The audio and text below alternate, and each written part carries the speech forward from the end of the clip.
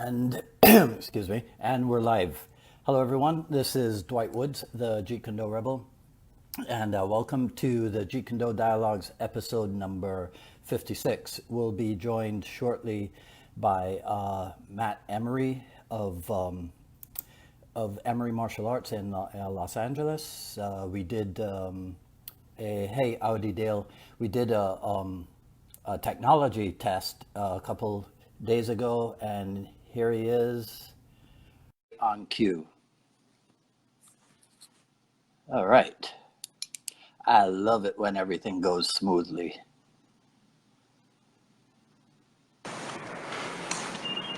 I told you I was going to use the old school headphones. Hey, that's classic, man. I love it. How you doing? I got to tell you, you sound so great in these. If I just had earbuds, it wouldn't do your lovely voice justice. So, you know. Well, that's it. Yeah, see, butter up the host. That's the way to start a podcast. Yeah. Hey, man. So listen, so everybody's going to watch me get to know you live. Sure.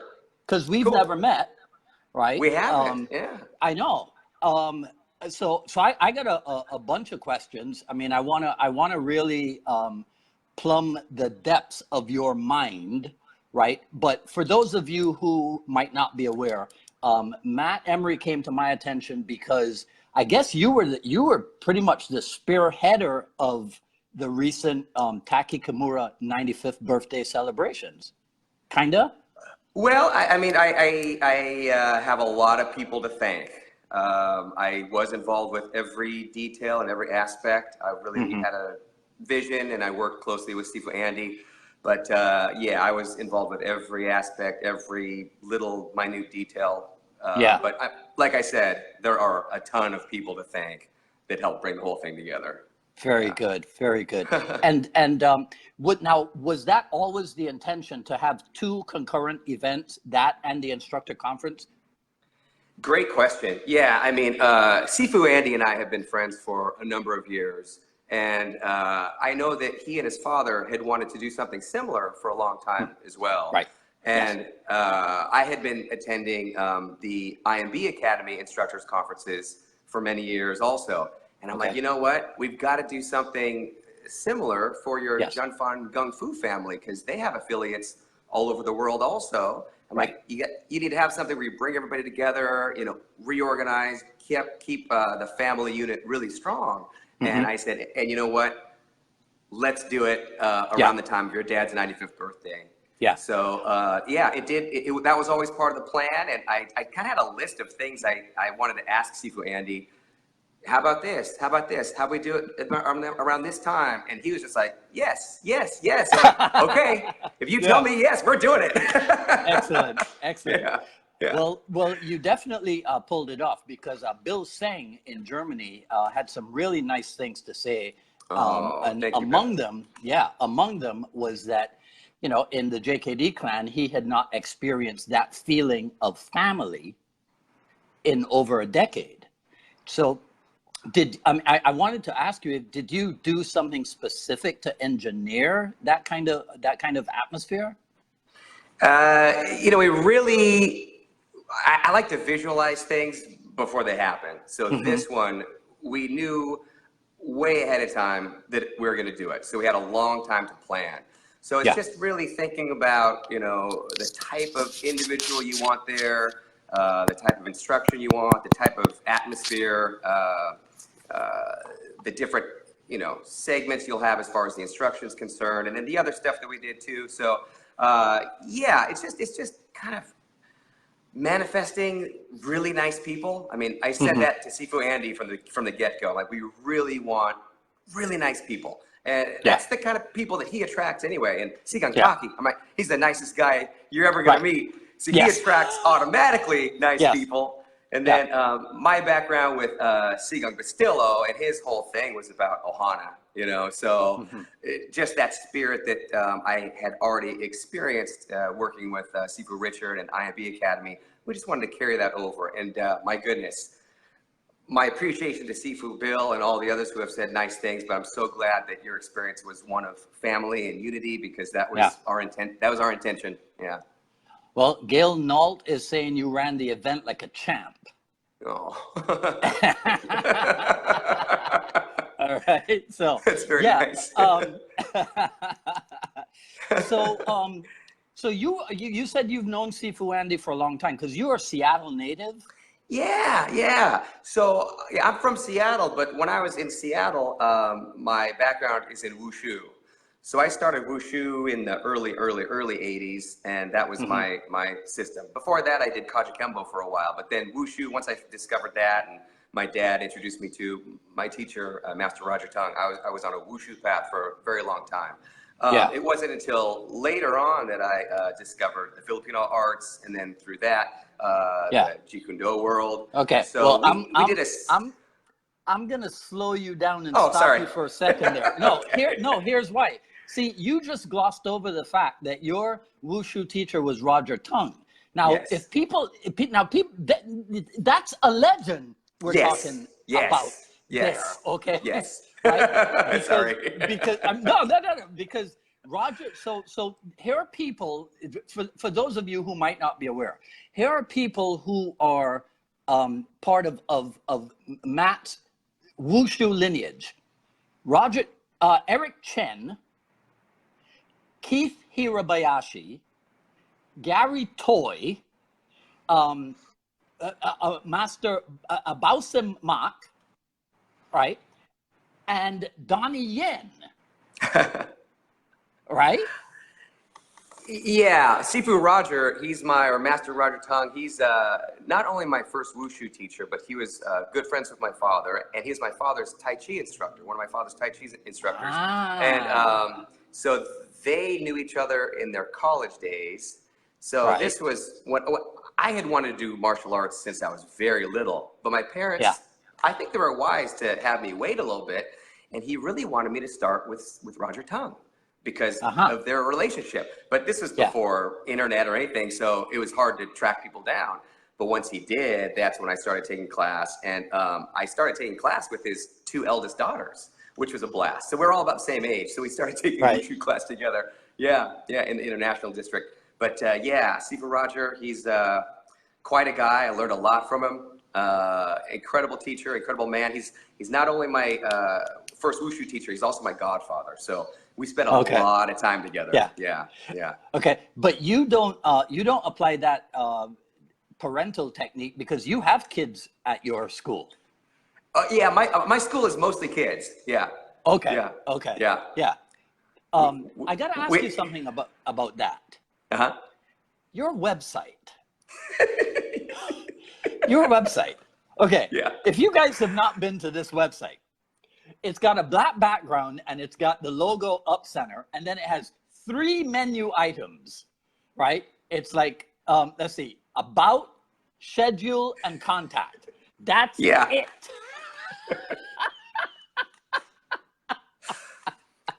I had a feeling you were going to ask about the website. I remember I was able to watch your interview with Sifu Chris Kent, and I think you said that his website is very sticky, right? Yeah, people wanted to stay there, and that's the truth. His website is fantastic and so generous, sharing information with everybody. It is fantastic. I've taken a different approach. The phone number's on there, my email address is on there, so people really do have to take an extra step if they're serious about bringing their kids here. And we really have, I'm blessed, I've been in the area for a long time, so we really have a wonderful reputation of working with kids, and it's been excellent. So word of mouth, I guess, is the way we find people, and people find us. Yeah, but I agree. It does need an update. It's just I mean, because I did some research for you on the website of the North. Oh gosh, I didn't make a note of it, but it is the Wushu Training Center, and I guess there are 2 branches in Los Angeles. Now, your website compared to their website. I haven't seen it. Oh, okay. Oh man. There, yeah, you spend a lot of time. They got some incredible photographs and what have you. But what is the attraction, or was the attraction 30 something years ago and today to Wushu for people, do you think? What was it for you, and what do you think is it for people? Wow. So I guess since I was very, very young, martial arts was just something that I had to do. I think for Wushu, I just was attracted to the forms and all the, the high flying stuff that I would see, and like, wow, yeah, I'll do that. That sounds great. So it seemed like a good fit for me, and the flexibility and the necessity for precision kind of attracted me also at a young age. So yeah, it was a good fit back then, but then we all evolve and grow, and these days it's become a little bit more popular, but not as much. I think these days it's probably the movies, because we started having movie actors that were doing Wushu, and stunt people that learned Wushu also. So I think that's probably a big attraction now. And plus we have it a lot in colleges now. There'll be college teams that do Wushu. So I think it's a good team building kind of thing that people do. Those athletes don't tend to last as long, because they'll do it while they're in college and then they'll be done with it. But yeah, I think those two things have helped. Those college teams, and then also the movie aspect.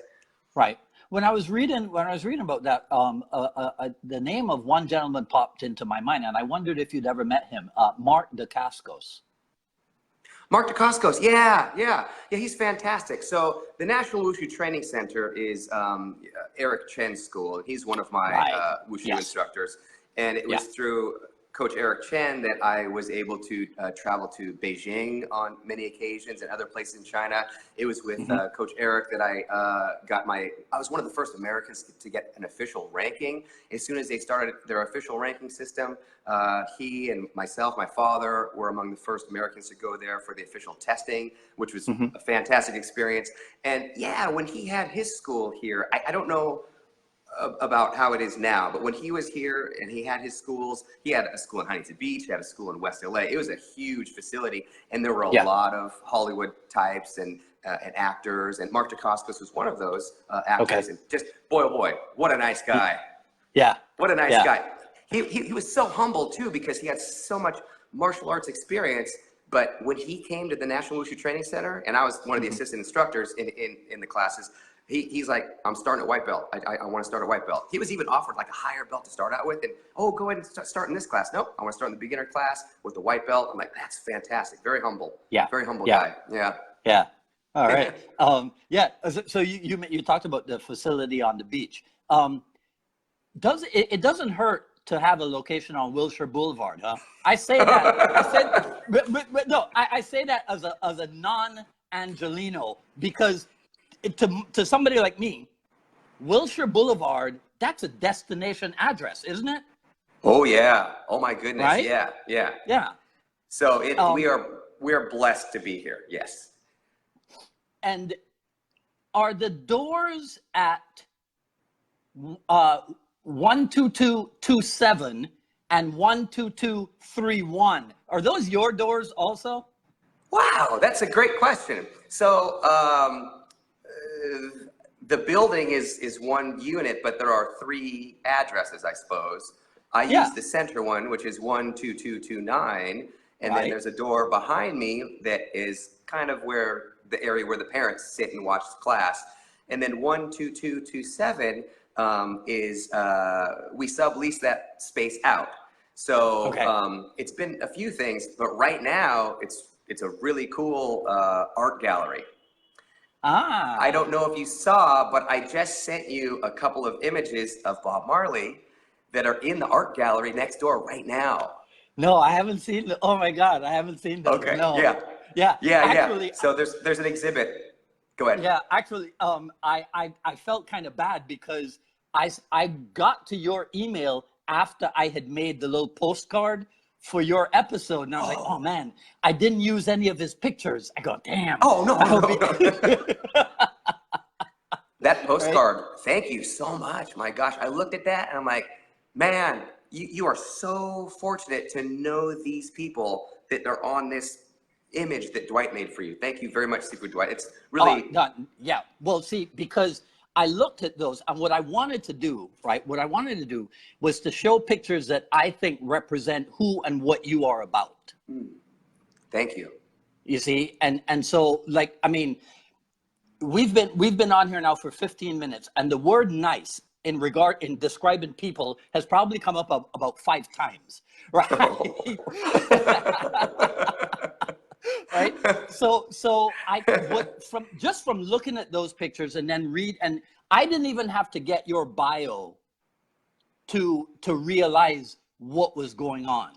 You know, I took a look at your Facebook page, and the cover photo is a bunch of teenagers in their Wushu uniforms. Yeah. Right. Yeah, so I go, okay, right. So then I go, so that's still of importance.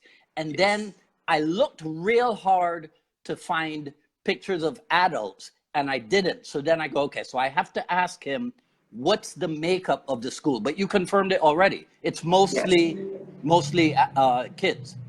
Yes. It's kids and teens. I have currently I have 2 adult classes per week, but we really, like I said, have a reputation for specializing in child development. And the nice thing is our kids will come really young, like 4 or 5, but then they'll stay. And I mean, I had a big group of black belts that just went to college this last year. So yeah, they stick with us, which is very, very kind.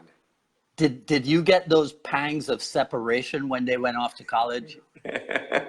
Of course. Yeah, because that happened to me.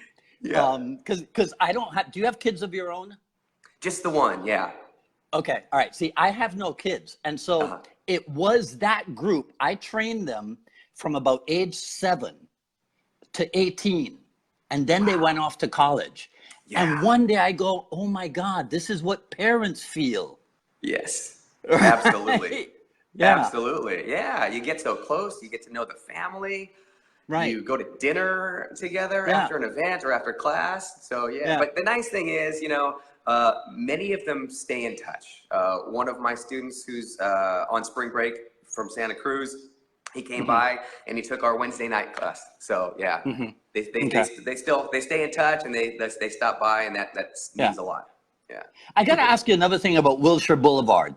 Yeah. That thing goes from the ocean on the west all the way to downtown, right? Yes. Is it a thing in LA to drive the whole length of something like that? Yeah, I mean, LA thing? You kind of have to, right? You kind of have to stay on Sunset Boulevard for a long time, or stay on Wilshire Boulevard or Sunset Boulevard for a long time, or Santa Monica Boulevard for a long time. Yeah, right. It goes from downtown all the way to the beach.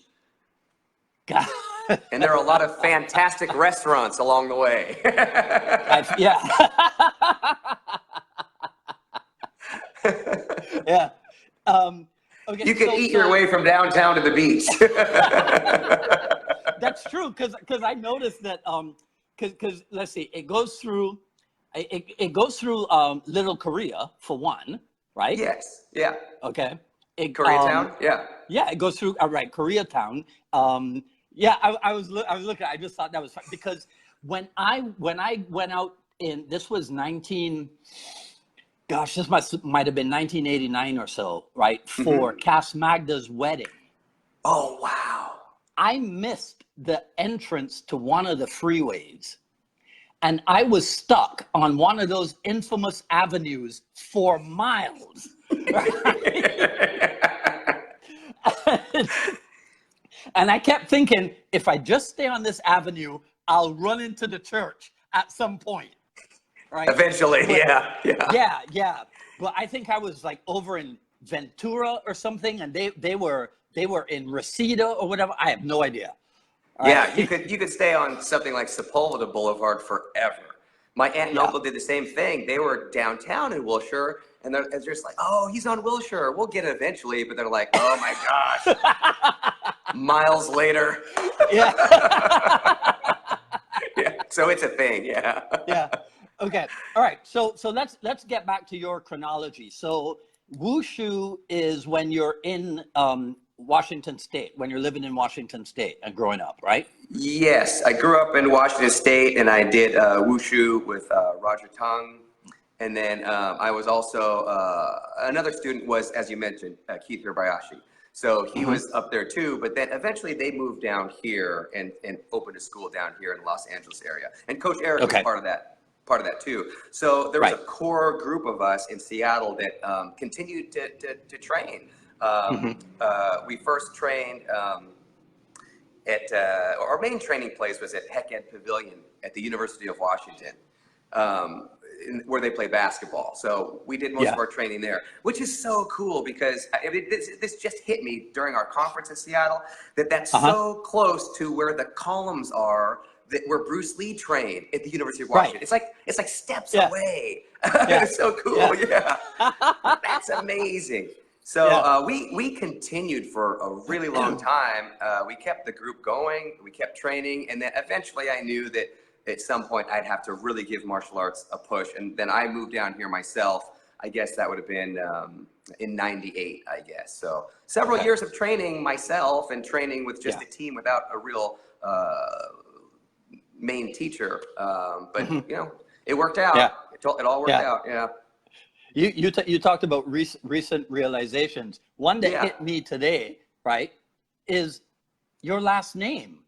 Right. That's Linda Lee's maiden name. Yes. Exactly.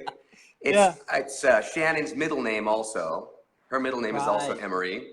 And Linda and I were able to talk about that. And I mean, she's from Seattle, I'm from Seattle. And I believe it's a part Swedish heritage and English heritage also, which Sifu Chris Kent was able to tell me that we share that background as well. So there must be some common family member that we don't know about, but we did talk about that a couple weeks ago. Yeah.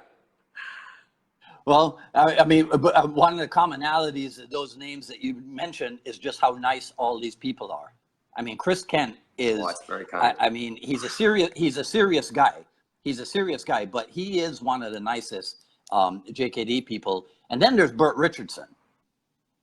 Oh my gosh. Right? You know, my goodness. So, that you guys must have had a hell of a time. Okay, so what came next in your martial art path after Wushu, and then now you moved to California? What happens next? So what happens next was I just continued on the path. So I was at the National Wushu Training Center, both in Los Angeles and in Huntington Beach. And then so I was just living as a martial arts athlete. Then I was living at Coach Eric's house in Huntington Beach. I was training all the time. I was getting ready for competition. I was teaching at the school. We would bring the Beijing Wushu team over every year for a tour. And so I would get to, train with the best in the world while they're visiting. Oh, it was fantastic. So great. So like I said, I was able to do the official testing, the ranking system for Wushu. I was able to do international competition during those years, teaching at the Wushu schools. And then also when the Beijing team would come, I play the drums. So I was able to be their live percussionist when they would do their US tours as well, which was just a blast. Now, are you a drummer too? Are you also a drummer? Yes. Yes. Cool. I thought so. Cool. Yeah. I mean, I'm self-taught though. I never studied it or anything. It's just something that I picked up as a kid. Because of Santana. Oh, wonderful. Yeah. Right. Wonderful. So because of Santana, and then there was a 4-piece funk group from New Orleans called the Meters. Have you ever heard those guys? Of course. All right. Of course. Okay. Yeah. All right. Then you know what I'm talking about. That's wonderful music to play along with. Right? Yeah. So imagine then when you get to Dan Inosanto and it's like, use music while you're training. I'm like, okay, this is heaven. This is heaven. Yeah. It just goes hand in hand. Yeah. Yeah. Okay. So when did that start? And in what order did it go? Did you start with Gung Richard and then backtrack to Kimura, or was it the other way around, or what's the order? Do you remember? Okay, so yes, my my life partner, Kimberly, the mother of my lovely child, she really broadened my horizons in the martial arts, because back then it was just all Wushu. But through Kimberly, she really opened up doors for me as far as the martial arts are concerned. Her father is Sifu Pete Israel, and he was at the Kali Academy in the, I guess, late 70s, early 80s. I'm not exactly sure the time frame, but he was a student under Sifu Richard and Guru Dan back then. So it was through Kimberly and her father that I would hear about Sifu Richard and Guru Dan. And then I started taking class from him. So I would learn stick drills that he learned, you know, back in those days, and then also boxing and kickboxing and the Junfan Kung Fu. And he arranged a special demonstration in the Seattle area in 2012. And he brought together Filipino martial artists, and he had us fly out from Los Angeles to perform with my school. And then Gung Taky and his group were there as well. So that's where I first met Sifu Andy and Gung Taky, and we all hit it off. So that was 2012, which was also the same year that I asked him permission to begin training under Guru Dan and also under Sifu Richard. So around that 2012 time period was when it all took place. I met the Kimura family. I did my first instructors conference with Sifu Richard, and then I signed up for the Thursday morning class with Guru Dan. At the Inosanto Academy, all around the same time, And so, and I've just been full speed ahead ever since then, You know, that Thursday morning class back in the 80s and 90s, that was the Hollywood class. The Hollywood class. Right. You'd go in and you'd be like, oh, wait, that's the guy from that movie. Oh, that's the guy from that movie. Oh, look, that's I mean, it was ridiculous. So what it went, so it was with Bustillo and Inosanto that you got the Filipino martial art training. Yes, and in addition, also Grandmaster Ramiro Estelilia Jr., who's also friends with those two as well. A lot of training with him. In fact, that would have been first. So it would have been Kimberly's father first, and then Grandmaster Estelilia, and then shortly thereafter, it would have been, Sifu Richard and Guru Dan. Well, you know, it's a good thing you started out in Wushu, which emphasizes flexibility, because your legs straddle a bunch of camps, a bunch of different martial art camps. So it's a good thing that you know that you started with Wushu. But I wanted to ask you about that, because I can tell that you're not a political guy. Correct. And so and so just by the mere fact that you asked for permission to do this, and you did everything logically and respectfully and what have you. Okay, let me put it to you this way. Do you think there's a problem in the JKD world? And if you do you have a solution for it?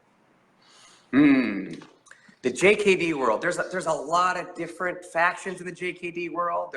Seems to be bickering, and there seems to be egos. There seem to be some opportunists out there, but that just really needs to be pushed aside. You know, you just need to focus on positive and do what you're doing. I remember Sifu Richard one time, he was so good about, every morning of an instructors conference, he would always take time for questions at the very beginning.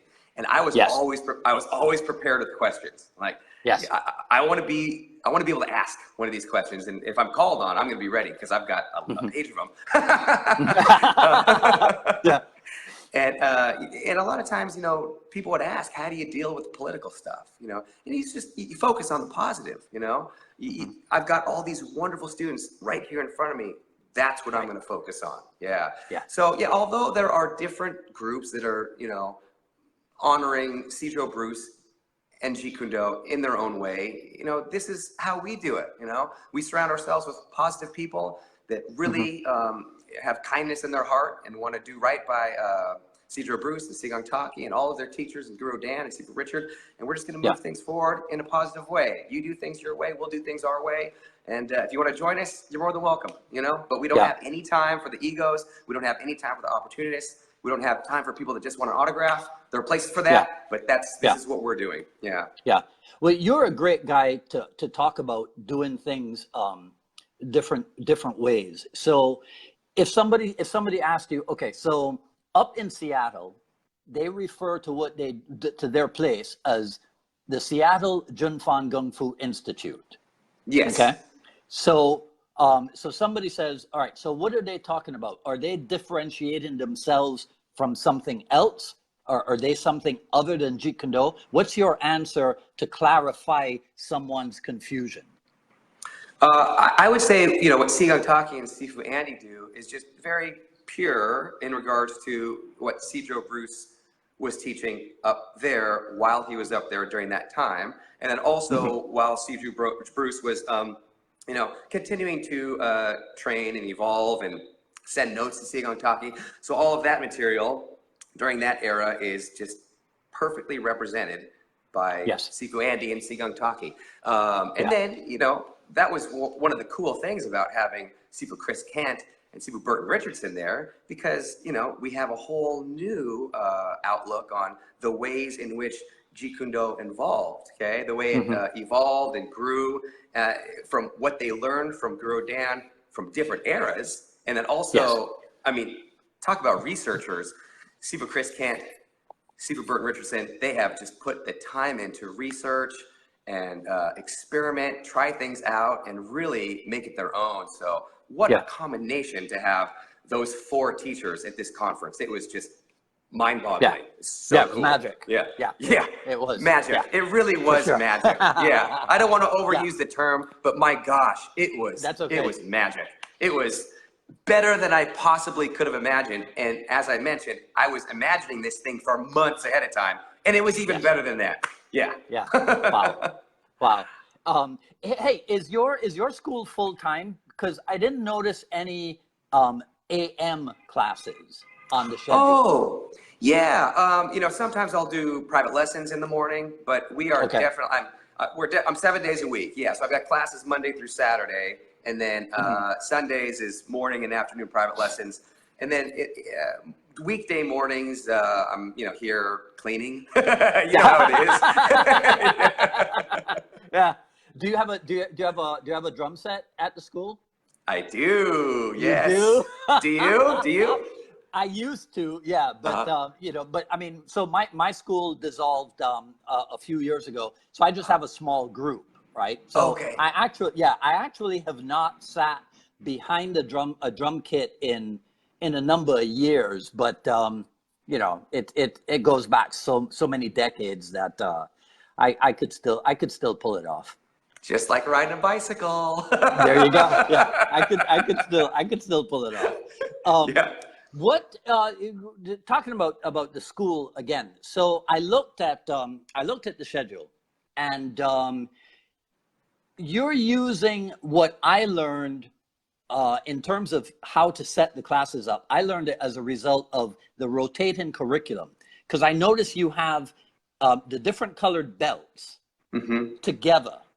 Yes. Right. So are they all learning the same material because that group of belts, this is their material? Correct. Yes. So we'll divide the classes by age and then by belt level or rank.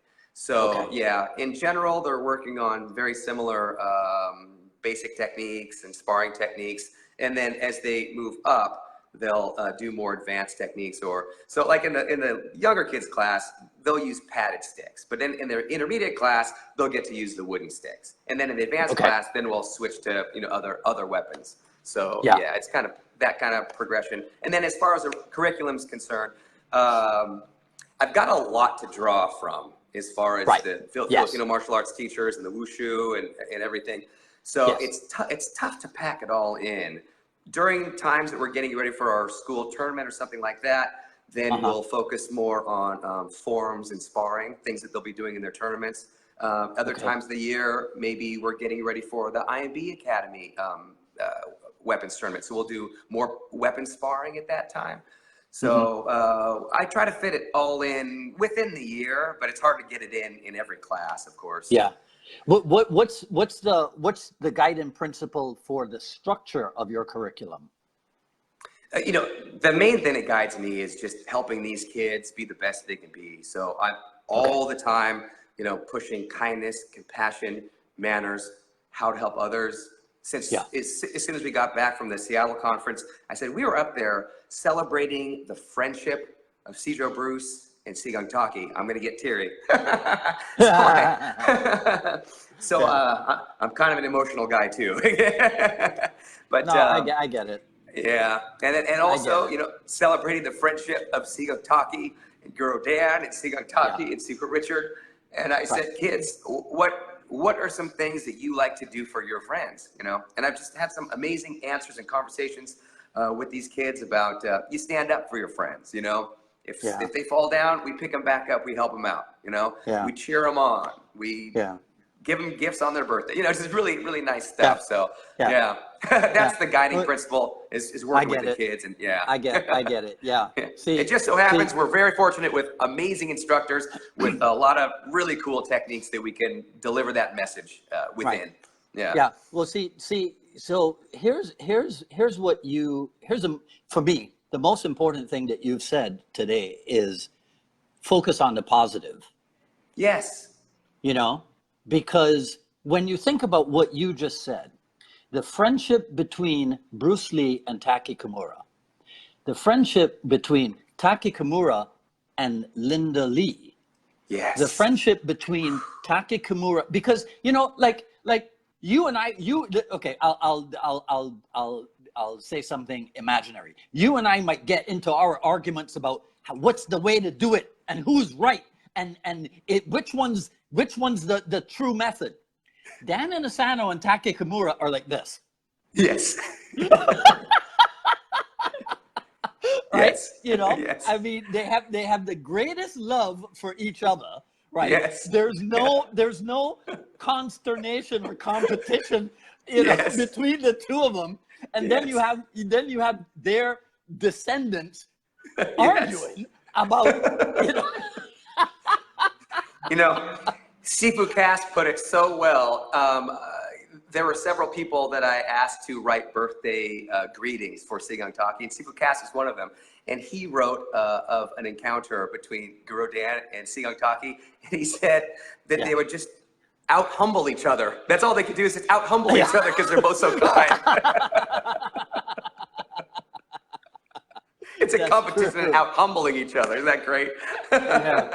Yeah. Oh, man. What prepared you for martial art business, for learning how to run a school? Oh, that's a great question. I have no business training. I was very fortunate to start off with a very strong core group. Basically that group that just went off to college. I had been teaching at the National Wushu Training Center for a number of years. So I had that experience. And then I was also, for 12 years before I opened here, I was basically running Keith's school. And my partner, Kimberly, was running the office, and I was teaching pretty much all the martial arts classes. So, I mean, that prepared me for teaching a lot of classes. But I had no, I mean, I had no former business training. I was fortunate to have a business partner that helped me open up. That you know got us started. It's tennis legend Pam Shriver, tennis player. She I was teaching her kids at the time, and she said, you know what, you got to be doing this on your own. And so she was extremely helpful and instrumental in finding this location here on Wilshire and giving us our start. So love and blessings to Pam Shriver, because she really got us started here. Yeah, that's cool. And everything else you learn along the way, right? It's like anything else. Trial and error, and think positive and learn along the way. Right. What have the kids ever said to you, which aspect of what they're learning is like their favorite stuff? Did they ever tell you stuff like that? Yeah, they do. Do they do that for you as well? Your students? Yeah. Most of my people gravitate towards Kali. Ah, yes. Yeah. I don't know why. It's so much fun, right? My students, I can kind of tell, if they're leaning in a sparring direction or if they're leaning toward a wushu direction. It's very interesting. There are some that will say, Mr. Emery, can we practice forms today? I'm like, oh, okay, Yeah. absolutely. Yeah, I'll make time for forms today. And there are others that are, way into the sparring or the weapon sparring and stuff. So yeah, everyone is different, and that's, part of my job. It's the main part of my job is to, help guide them and figure out what works for them. Every individual is so unique and has different needs, and so yeah, I really try to make it work for everyone and help them along the way. And it's these wonderful tools we have, the sparring, the forms, and all that. That help with that journey.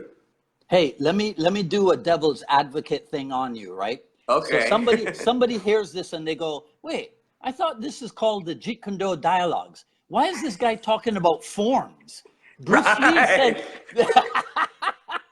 right? Bruce Lee said that forms were a waste of time. Right? Yeah. That's great. Yeah. Right. So when I first went down to, go ahead. No, you go ahead. When I first went to Seafood Richards Instructors Conference, I didn't know what to expect, because of what my background was. And at that time, it really was pretty much, heavy in Wushu. I had the material that I had learned from Kimberly's father, but then, I was still, doing a lot of forms and stuff like that. And, he has such a reputation of being such a tough guy and such a fighter and everything. Yeah. And I've heard stuff from boxers and fighters before that make fun of guys that do forms. But I was so pleasantly surprised because he was just in awe of what we did here as far as the wushu and the forms go, and he was so respectful of it. I was just blown away. It was just wonderful. I didn't expect it, but he loved what we did, and he's like, can you teach some? Can you teach some at the end of the week? Can you teach some of your wushu? Teach one of your forms? So really cool. But I've heard Guru Dan, say that Cedro Bruce would describe forms as being kind of ornate, stuff like that, which they are. But they have their purpose as far as balance and coordination and focus and all that. Of course they do. Yeah, they all help each other out. Yeah. I mean, it's good to have it all.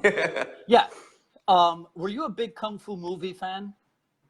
Not really. No, it's surprising, but that's not really my thing. Yeah. Okay. That's interesting because for a lot of people, especially in the old days, you're probably not old enough to have grown up with the Kung Fu films, but so somebody was asking me recently about my favorite Kung Fu film, and it happens to be Jackie Chan's Snake and Crane Arts of Shaolin. Wow. Yeah, and in the opening credits, I'll send you a link to the opening credits for this thing. But when you watch it, he does a spare form, right? Yes. There is no way that you could look at that level of execution and go, oh, forms are a waste of time. That's bogus. That is so bogus. Yeah. Right? So Bruce Lee said that being, the 1960s, 1970s renegade, but he said that after mastering forms. Right. Yes. He had already done it. I don't have to do it anymore. Yeah. That's exactly right. Yeah. Yeah. What's the most memorable piece of advice that Richard Bustillo ever gave you? Can you think of something? Oh man! Oh my gosh! So much. Oh yeah. I with Seafood Richard, I feel like he's still here with me. Oh wow! I feel like he's still here with us. That's awesome. That man meant so much to me and to so many around the world.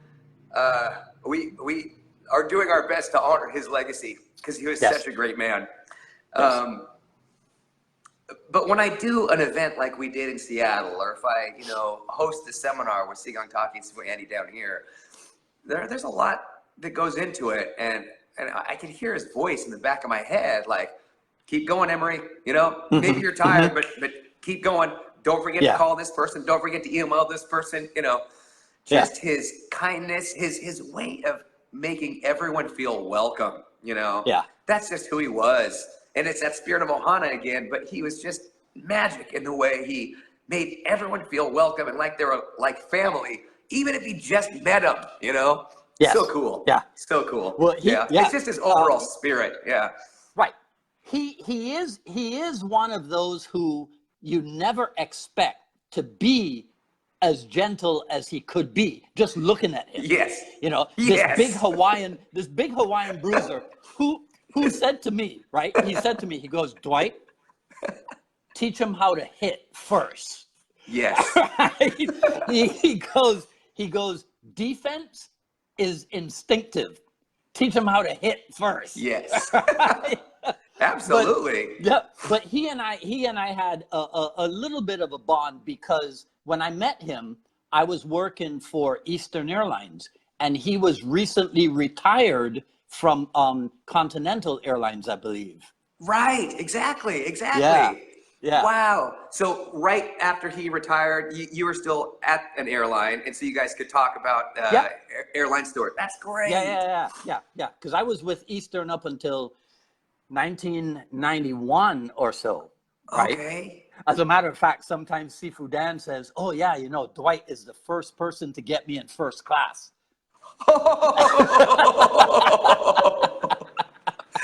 That's great. Yeah, but now with his, gosh, he's probably up to like 8 million miles or something on American Airlines frequent It must flyer. be just astronomical, the number of airline miles he has, right? It's unbelievable. I mean, I saw he was sporting a 6 million or a 7 million mile luggage tag last year in Jacksonville. Wow. So who knows, right? Who knows? That's awesome. Yeah. Is that story true? Were you really the first person to get him into first class? Yeah. Oh, that's so nice. Yeah. Yeah. That's wonderful. That's wonderful. Well, what it is, it's a version of what you did in Seattle. We owe so much to these great men. Yes. How do you not do for them if the opportunity presents itself? Absolutely. Yes. We must. Yes. Yeah. I mean, that sometimes I think that type of martial art ethic, that type of martial art behavior is lost in the modern era, with like the stupidness about, oh, Bruce Lee doesn't have a fight record, so how do we know if he was any good? How do you know? Use your friggin' eyes. That's how you know. Yes. Yeah. Use your brain. Right? Yeah. That is lost sometimes. Yeah. You do have people that get lost in arguments and political stuff like that. But at its core, I mean, the essence of, being kind, being respectful, and really, doing what's right. It's so important. It seems simple, but people seem to have a hard time with those basic lessons that we should get in the martial arts, Well, it's because, unfortunately, even though there are millions of us in martial art, we're still a small percentage of the overall population, True. And so we get exposed to lessons about life and living that average people do not, Yes, do you make it up to Seattle a couple times a year? I absolutely do. Yeah, my family is all still in Seattle, so I get up there as often as I can. And as soon as I met the Kimura family, anytime I'd go to Seattle, they were gracious, so kind and gracious. They'd let me go and train at the Junfan Gung Fu Institute of Seattle. So and, back then it was, you know, behind the Kimura's house. So that's where we would have the training there. So yeah, when I'd go to Seattle, I'd train there, and that was a blast. And yeah, see my family, and so it was good. It was good to be in Seattle. It was a little bit tricky, you know, putting the conference together and then at night seeing family for a little bit and then getting ready for the next day. So it was, the week was packed and it went by fast, but it all came together. Are you still in love with the city? Absolutely. Absolutely. My goodness. Yeah. Such a strong connection. And then, you know, I contacted my former employer up there. His name is Tommy Keta, and the place where I worked is called Densho. And what we did is we preserved the history of the Japanese American community.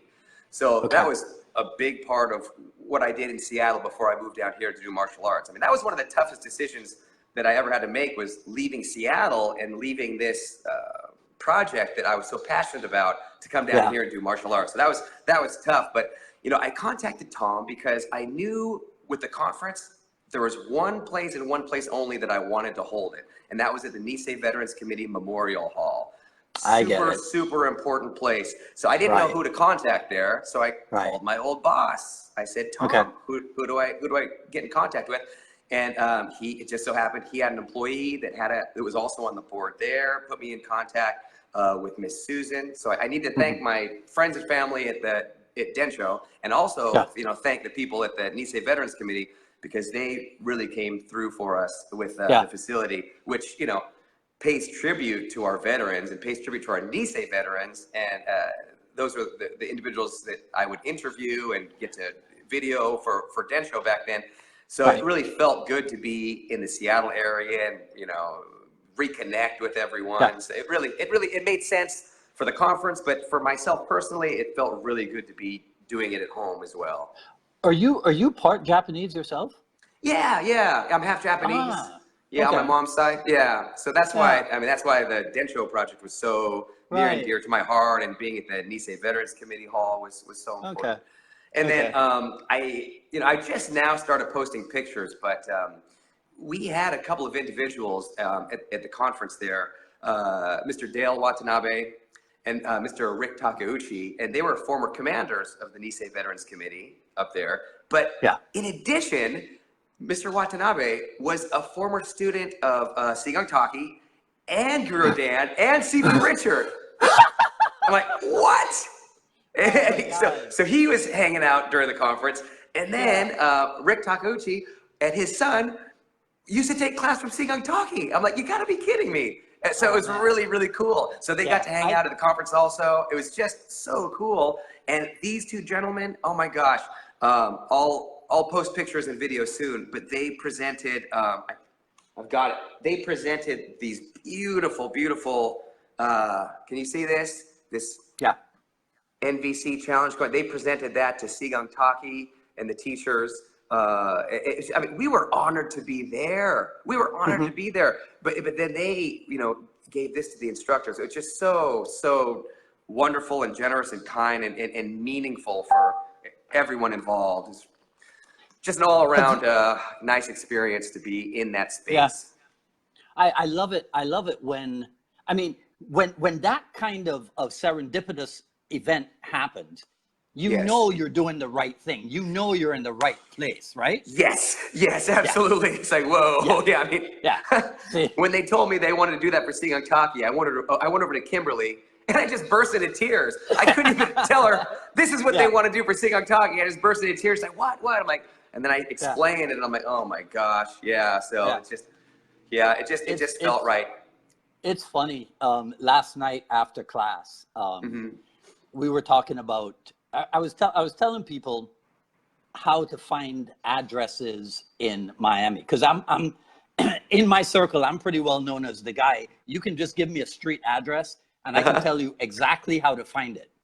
The reason why I can do that is because of the 3 or 4 months that I spent in Seattle. That's where I learned it. Yes, my friend in Seattle, she taught me how to read a map. So she gave me the map of downtown Seattle. And she showed me, Yeah. so this street is the center, right? And divides it east and west. And this divides it north and south. And then she goes, so you just read it from there. Yeah, right? So I fell in love with your hometown in 1980. I spent 4 months in Seattle on hiatus from Eastern Airlines. Oh, From my bedroom window, I watched them at Boeing Field build the first two 757s. Wow. Eastern Airlines, right? Wow. Eastern Airlines was the first airline company to order 757s from Boeing. So I watched them build my two 757s. Oh, that's so cool. That's so cool. What a great story. It was the best. And you know what I remember about Seattle to this day? Because I'm kind of semi-retired now. So I drive like twice a week. And I take the bus and the train the rest of the time. The Seattle transit system was amazing. I don't know how it is now, but they had this thing where if you were going into town, you paid when you got onto the bus. When you were coming out of town, right? Just so, I don't know if people who are listening, they're going to go, these guys are so weird, right? But that was so, downtown, you could ride for free. Yes, yeah. Right? I took the bus all the time in Seattle. I don't drive. So when I was in Seattle, I took the bus everywhere. And now I'm, now there's Ubers, right? But I also take the bus here.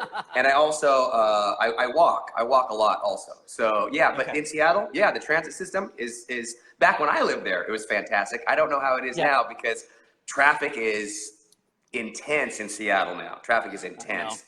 But I'm sure their transit system is, public transportation system is still one of the best, I'm sure. Yeah. It was amazing. And so I had met this lady and we just became friends. I mean, we became friends in about 10 minutes. Nice. Right? She came in on a flight to Barbados and missed her connection down to Grenada. I was working in the area that would deal with that type of stuff, and that's how she and I met. Oh. By the time she came back from Grenada, we had been in touch with each other. I got an invitation to Seattle, and then when I got put on hiatus, I just went. Why? Oh. Because I had met her, but almost primarily because that's where Bruce Lee was buried. Of course. Yes. Right?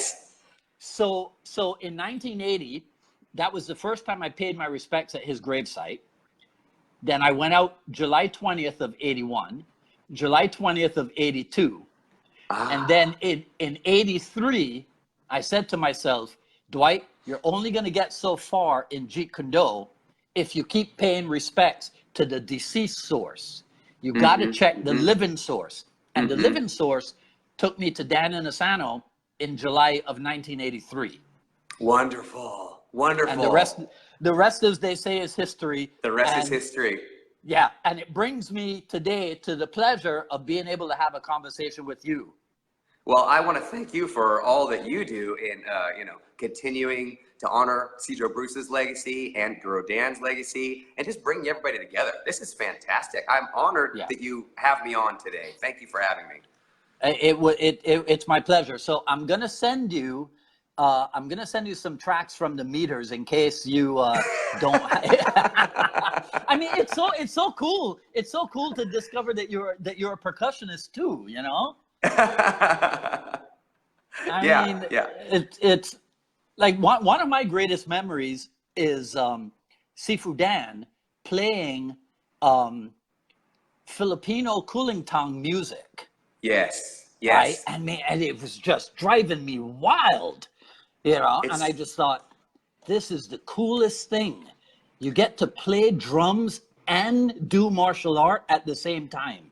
It's incredible. It's totally incredible. And they go hand in hand, Yeah. I remember there was one day that we were closed. We're not closed very often, but there was one federal holiday that we were closed. But the Inosanto Academy was still open.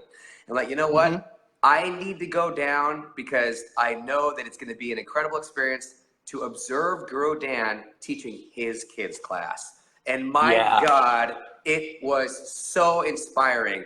He's teaching, he's coaching, he's just wonderful with the kids, and he's playing the drum. And I'm like, again, I was getting emotional just watching him, you know, work with the kids is so, so cool. And then he's back and forth on the drum. He's playing the drum. He's teaching the kids, interacting with them, having them answer questions. It was, really, really cool. It's just been a blessing to be able to work with Guru Dan and to, every time I walk in there, I have to pinch myself. I'm like, am I really getting to train with Guru Dan? Am I really about to do that? It's every single class is a blessing.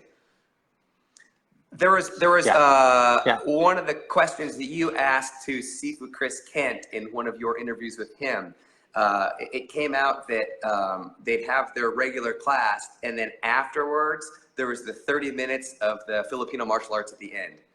And I was fascinated by that because my mind immediately goes to, well, Guru Dan knows so much. What is he going to pack into that 30-minute time period? What Filipino martial arts techniques does he want to put into that 30 minutes? It was just fascinating to me. So after I heard that, I sent this message to Sifu Chris today to ask him about that topic. And I also talked to Guru Dan about that too. Like, that is so cool because I love to find out what Guru Dan is going to teach. Like if he does one of the workshops that goes in conjunction with the instructors clinics or instructors camps, or if he's going to do, you know, a 2-hour train with the legends. I'm like, oh, which drills, which techniques is Guru Dan going to put into this time slot? What does he think is important for this particular group at this particular time period? I'm fascinated by that. So when I heard that 30-minute thing, I'm like, whoa, what's he going to pack in there? So Guru Dan told me that, you know, there were 3 main systems back in those backyard days that he was working in. And I said, what are we still working on today in our, you know, current curriculum that you may have taught back then? And he said, the Villa Brea system. There would be some techniques from the Villa Brea system taught back in the backyard days that he would still incorporate in to the Thursday morning class as well. So I thought that was so cool. So thanks for asking those questions. Thanks for asking those questions. And that's my job, man. You know, I remember when I first started doing this program, I thought nobody's gonna enjoy this because they're just gonna see me fanboying over my colleagues. You know, because outside of airline work, martial art is that's the only other thing I've done. It's the only, I know 2 things. I know how to do airline stuff and how to do martial art. And I'm not really interested in much more than that. Right? Yeah. You know, and so martial art brought everything together. Because of my job at Eastern, I was able to travel extensively, follow Inosanto all around the United States, right? Wonderful. You know, my only other interest is, well, I mean, you know, I'm interested in music. Martial art plays a big role in my music also. So, you know, of course. And then I get to talk to guys like you and pick your brain and find out, you know, what makes you get up every morning and do what you do. So it's a pleasure, man, to make your acquaintance. I really, really enjoy being able to talk with you. I'm so glad we finally got to meet and have this conversation. It's really, really cool what you're doing, and it's been a fun experience for me as well. Again, I'm honored that you asked me to be on and talk about the conference and everything. Yeah, well, it's my pleasure. This is the beginning of something good. Yeah, sounds great. Sounds great. All right. Okay. All right, Matt Emery, thanks so much, man. I want to plug one thing as far as Gung Taky is concerned. We're going to bring him out to an event in July in Louisville, Kentucky. Sifu Richard was very involved with a Martial Arts Hall of Fame organization. He was the head of their Grand Masters Council there, and every year he taught a class. And then after he passed, myself and Sifu Esteban, who's the new owner of IMB Academy, and other IMB instructors, we get together and we teach a Richard Bustillo legacy class at this event. This year it so happens to be in Louisville, Kentucky. But this year also, we're going to have Taky and Sifu Andy come out and teach a class there, and they will also be inducted into their Martial Arts Hall of Fame. So that'll be July 18, 19, and 20 in Louisville, Kentucky. If anybody would like to join us, there'll be a big Jun Fun Gung Fu presence and a big IMB presence there. So we'd love to have you join us for that as well. You know, I recently was talking about my first Inosanto seminar in 1989. But then I remembered when I started talking to you, I just remembered the actual first JKD seminar was in 1988. Richard Bustillo and Steve Martinez came to Miami.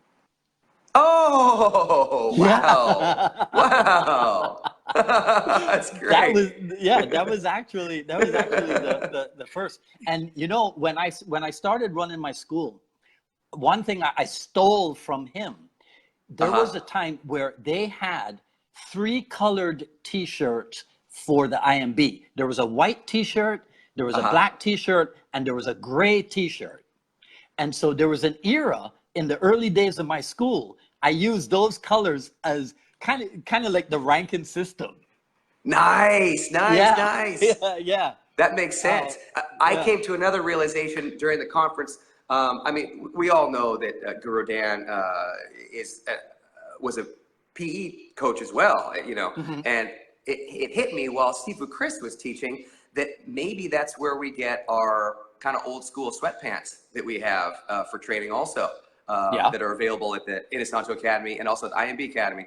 Because whereas a lot of people like to wear the training shorts, the MMA shorts, I'm always wearing the old school sweatpants, whether I'm at Inosanto or IMB Academy. And then that's what I've adopted here in my school. I'm like, wow, maybe that came from Guru Dan's coaching days. The fact that we have the old school sweats and stuff. Like, man, that's part of history too. Well, I mean, I'm pretty sure that some of his terminology comes from his football days. Like when he talks about stripping as a disarm, that's football terminology, right? Listen, Can you think of anybody? Can you think of anybody that I should try to get on the show? Oh yeah, absolutely. Tsuyoshi Abe, of course. I'm sure his name can't come up. It keeps coming up. So helpful. Yeah, Tsuyoshi Abe. I got to tell you, the room next door that I mentioned is an art gallery now. Before it was empty. So the first time I had Taky and Sifu Andy come down, it was an empty space, but I turned it into a Taky museum and photo exhibit and had some really cool letters and stuff. And Tsuyoshi was very instrumental in helping me with photos to display. Perry Lee from Seattle was very instrumental in helping me with letters and historical photos and documents that I was able to display in there. So Tsuyoshi, I would definitely contact him. And then Guru Damon. I've got a fun Guru Damon story, if I may. He's an outstanding instructor, and he will often teach class for Guru Dan if Guru Dan is out of the country. Oftentimes Guru Damon is there, and oftentimes I will go up to him and say, "Hey, Guru Damon, remember that one technique you taught us the last time you were here? Can you show us that one again?" but anyway, there is one technique in particular that I love so much. I went to him afterwards and I said, Guru Damon, that technique is fantastic. What system is that from?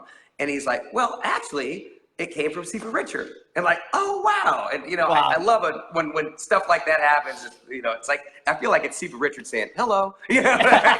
So he's like, I got it from Sifu Richard. And then he's like, well, I've got to clarify that. It came from Guru Burton, but he got it from Sifu Richard. Now, that was about the exact same time. It's like within a day that I had been talking to Guru Burton about coming to the conference. So it's like I was corresponding with Guru Burton about coming to the conference in Seattle. And then the very next day, Guru Damon said, oh yeah, this drill you like? Well, it came from Sifu Richard. Well, actually it came from Sifu Burton, who got it from Sifu Richard. So I love it. And so I was able to tell Guru Burton that. when we saw each other in Seattle. He's like, I know exactly what technique you're talking about. I remember once at the Inosanto Academy, Bert Richardson and I are looking at the students, and we look at this guy Damon, and we go, that guy's gonna be good one of these days. But like I said earlier, man, this is how you know that you are doing the right thing in the right place, the right way, with the right people. So the best of success to you in all your efforts. I appreciate that. Thank you so much. And to you as well, my friend. All right. Thanks so much. All right. Okay. We'll talk again. We'll talk again. We'll see each other soon. Thank you, my friend. Take care. All right. Okay, so that was episode number 56 of the Jeet Kune Do Dialogues with Matt Emery. You can check him out at, I think it's emeryacademy.com. But like he said, there's not much there on the website, but definitely take a look at his Facebook page. So I forgot to make my notes on what's coming up on the next episode of the Jeet Kune Do Dialogues. Let me give me a split second here. Let me see if I can pull it up.